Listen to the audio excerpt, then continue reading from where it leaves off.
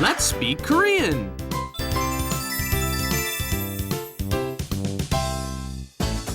제22회 실례합니다. 안녕하세요. Welcome everyone to Let's Speak Korean. I'm your host, Lisa Kelly, and next to me, I didn't think of an adjective for you today. I look at you and I'm like, oh, what do I call him? That's okay. Call me Steven. Actually, today you look like a teddy bear. So Okay. we have our teddy bear, Steven. Teddy bear. Okay. 안녕하세요. 저는 Steven입니다. And today we're going to be going over, actually we're going to show you just how difficult the Korean language is because we've got a lot of expressions here that wouldn't make any sense if you directly translated them.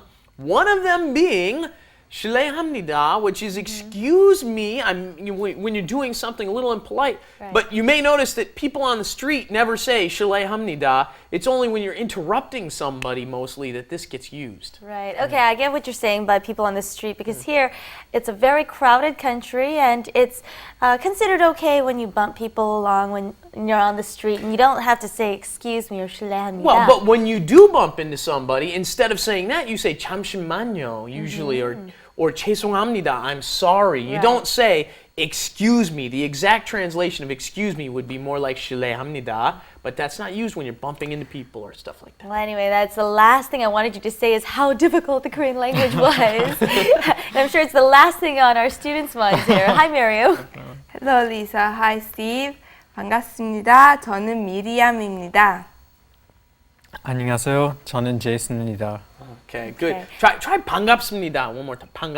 반갑습니다. There you go. Okay, the lips kind of have to close. All Okay. right. Well, actually, I was going to ask our students to introduce themselves in Korean and say a greeting, but of course they're awesome. I don't even have to ask them because they do it without even me asking.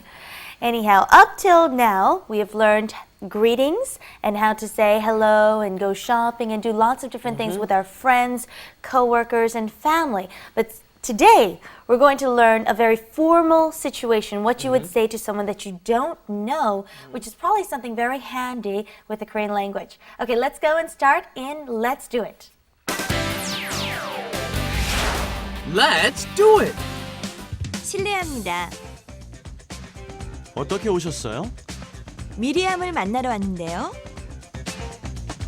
Okay, we already introduced to you that we're going to be learning about 실례합니다, and we heard a few other expressions, but I'd like to first cover where we would say this sort of expression. Stephen already said you would say it when you want to say excuse me, but I also noticed that, when you order some food in, when the person comes in unannounced, he usually says 실례합니다, and it's kind of like announcing himself, like, I'm here, excuse me, anyone here?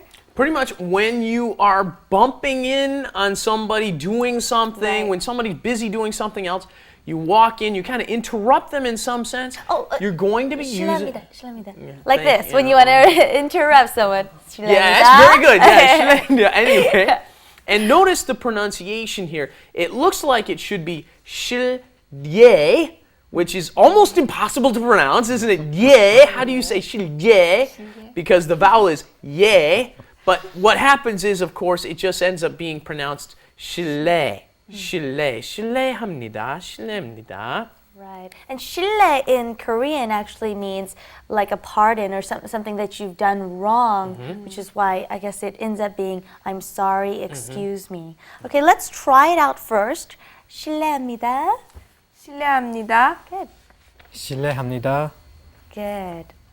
Yeah, and also you want to pay attention to, we've been over this before, I think, but when you say 합니다, it looks like it's written as 합니다, doesn't it? It looks like you should be saying 합니다, but that's, once again, I'm having trouble pronouncing it, 합니다, so you end up saying 합니다, 실례합니다. And since we are on 실례합니다, I think we have to learn the other words that we would say in place of this. You can just use them at your whenever you want to, and use the one that probably comes most naturally to you in pronunciation. You can say 실례합니다, but you can also say 미안합니다, which literally means I'm sorry, but it can also excuse you in certain situations, or 죄송합니다. Which I hear a lot more often. I think Koreans have a tendency, 미안합니다 is for a real apology, when you're really apologizing for something, and 죄송합니다 is much more for when you're just kind of bumping into somebody or you're, some in those other circumstances where you've done something that might bother somebody. Good. And after this expression, we had someone else saying, 어떻게, how, 어떻게 오셨어요? How did you come is the literal translation. But obviously, naturally, it's just what brings you here or how can I help you? 어떻게 오셨어요? Hence the confusion, right? Yes. We want to say by bus. 어떻게 오셨어요? I came by bus or By I walked taxi. here. Right? Right. How did you get here? Why are you asking me that? But what they're saying is, what brings you here? For what reason did you come? 어떻게 오셨어요? And I'd also like to point out, literally, it does mean, how did you get here if you want to ask by what mode of transportation. But obviously, if you see someone for the first time, you're not going to say, so did you walk here? You're going to say, oh, so what brings you here? Or how can I help you? Korean, I've read this before. Korean is a very high context language. Right. You tell a lot of meaning from the context. Let's try this out between the two of you. Miriam can be going to visit Jason to go see Steven. Right? Okay. All right. Okay. 실례합니다. 어떻게 오셨어요? 스티븐 씨를 만나러 왔는데요. 미안하지만 스티븐 씨 자고 있어요. Oh, he's always sleeping. It's putting all our lessons together. I really like this. Our 모범생들, our very advanced students here. Yes. One thing you want to practice is adding these past tense verbs onto 는데요. That's the ending that we're going over here. You're just making observations, okay? Maybe you want to say, oh, they did it already. 했는데요. Or then you want to say, they ate it already. 먹었는데요. Right? You're adding the past tense, just adding to your 는데요. And most of you out there that have been joining us frequently for our show might be saying, "Oh, 우리 했는데요. 우리 공부했는데요. Right. 배웠는데요. We've studied it. We've learned it." But practice makes perfect, and repetition. There's nothing better than repetition when you're learning a language. Okay, let's go on to wrap it up.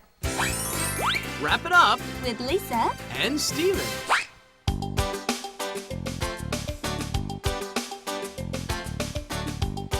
실례합니다. 어떻게 오셨어요? 제이슨 씨를 만나러 왔는데요.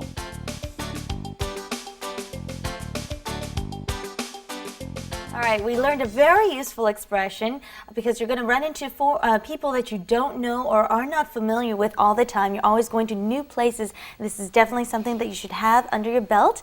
And as a reminder, I know lots of people would think the literal translation would be where, why, 왔어요. Okay, what brings you here or why are you here would be 오다 would be the come. So why are you here? 왜 왔어요? Tell me why this is wrong. Yeah, you be careful with that. You don't want to use other expressions. I think that's why it ends up being, how did you come here? Because it's kind of an indirect way of saying what brings you here. Why did you come here? Do you guys want to try today's dialogue with each other one last time? Okay. Do you want to start? Alright. 실례합니다. 어떻게 오셨어요? 스티븐 씨를 만나러 오셨는데요. I think that's What? wrong. What's so funny? You never say 제가 오셨어요. No. Okay, you always say 제가 왔어요. Okay, 제가 왔습니다. If you add that she, you're being extremely polite. So, and talking very highly of the person, so never put yourself in the high form. That's right. Okay, 반말 and 존댓말, it gets a little confusing. I know once you add yo, of course, it does become the respectful form, but things like she, those are one of the things that you automatically want to say your name in she because you hear other people say it all the time to you. Right. Okay, well, I guess that wraps it up for today. Keep practicing and please join us again next time here at Let's Speak Korean. Bye-bye. And in the meantime, Bye, everybody. arirangtv.com. Bye-bye.